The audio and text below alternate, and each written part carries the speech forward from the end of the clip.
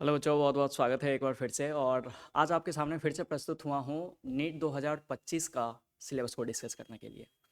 हालांकि जो नीट 2024 का सिलेबस था और जो नीट 2025 का सिलेबस है, इसमें कोई डिफरेंस बेसिकली नहीं है।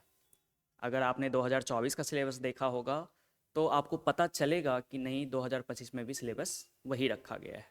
खास तौर पे मैं इस वीडियो के अंदर फिजिक्स के सिलेबस के बारे में बात करूंगा। बाकी आप एक बार एनएमसी के वेबसाइट पर जाके पूरे के पूरे सिलेबस को डाउनलोड करिए, उसके केमिस्ट्री और बायोलॉजी के सिलेबस को भी आप देख लें।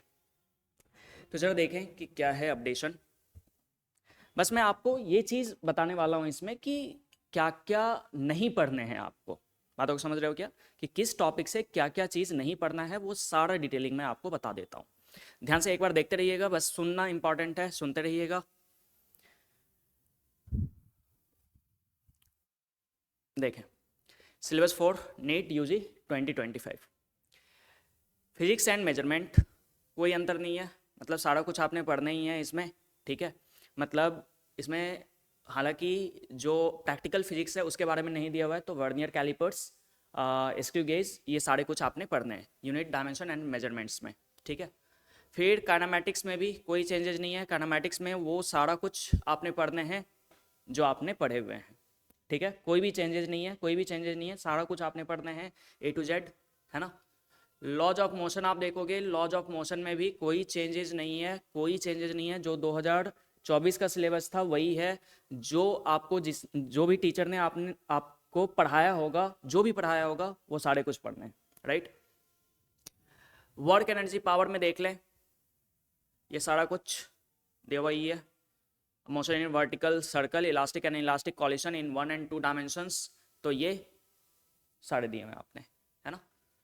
रोटेशनल मोशन थोड़ा सा इंपॉर्टेंट जा रहा है यहाँ पर। रोटेशनल मोशन में आप एक चीज़ देखें कि यहाँ पर लास्ट में पढ़ो, comparison of linear rotational motion, यानी कि रोलिंग मोशन वाला पोर्शन नहीं है।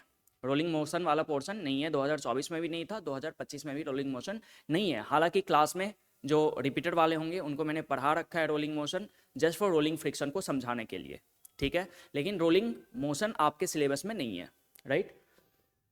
चलिए फिर आगे बढ़ते हैं। ग्रेविटेशन में जरा देखें, ग्रेविटेशन के अंदर सारी चीज़ें हैं जो भी आपने पढ़ी हैं, सारी चीज़ें हैं।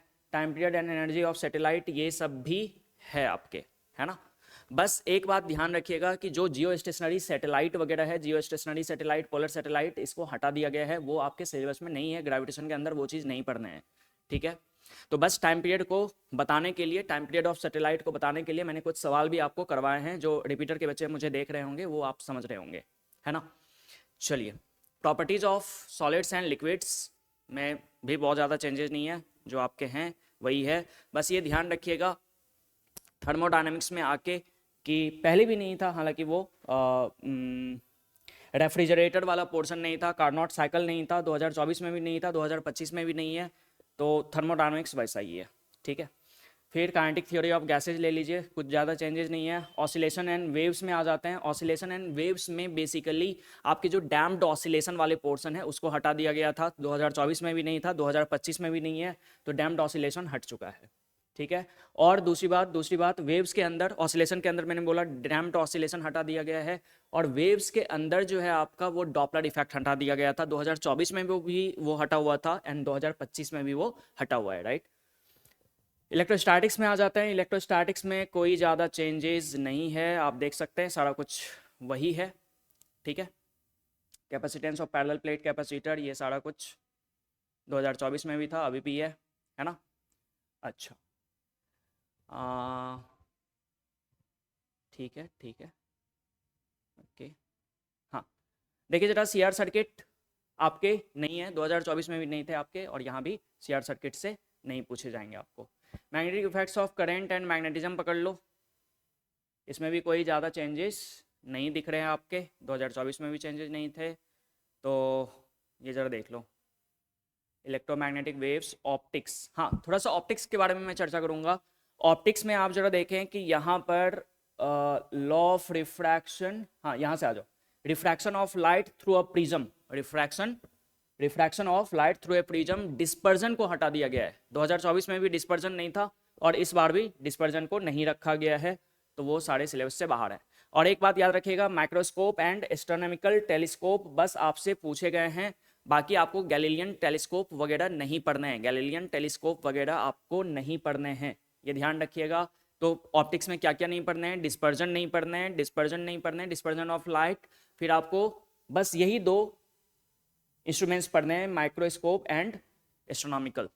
बातों को समझ रहे हो क्या? सिंपल माइक्रोस्कोप पढ़ने ही पड़ेंगे आपको, क्योंकि माइक्रोस्कोप पढ़ोगे तो सिंपल माइक्रोस्कोप पढ़ोगे, फिर माइक्रोस्कोप कंपाउंड वाले होंगे इसमें, फिर एस्ट्रोनॉमिकल टेलीस्कोप, यही पढ़ना है, गैलीलियन वगैरह नहीं पढ़ने, ठीक है। चलिए, बाकी सारा कुछ वेव ऑप्टिक्स में कोई बहुत ज़्यादा चेंजेस नहीं है, वही है जो 2024 में रहा था। Dual nature of matter radiation, इसमें भी कोई ज़्यादा चेंजेस नहीं है, जो आपने पढ़ा है वही है। Atoms and nuclei, atoms and nuclei में मैं बोलना चाहूँगा कि न्यूक्लियाई के अंदर, और एक बात याद रहे, एटम्स के अंदर पहले डिस्कस कर लेंगे, एक्सरे का कोई नामो निशान नहीं है, एक्सरे के बारे में कहीं चर्चा नहीं है, एक्सरे के बारे में कहीं चर्चा नहीं है, मैंने आपको पढ़ाया भी नहीं है, जो 12th वाले बच्चे होंगे, है ना। एक्सरे आपसे नहीं पूछा जाएगा, हालांकि पहले पूछा जाता था, हालांकि वो एनसीईआरटी का कभी पार्ट नहीं था, लेकिन फिर भी पूछा था, तो ये बदमाशी है। तो एटम्स के अंदर आप एक्सरे नहीं पढ़ेंगे, न्यूक्लियाई के अंदर आपने रेडियो एक्टिविटी नहीं पढ़ने हैं। क्या नहीं पढ़ने हैं? रेडियो एक्टिविटी नहीं पढ़ने हैं। देखो आप, रेडियो एक्टिविटी हट भी रखा है, 2024 में भी नहीं था बेसिकली।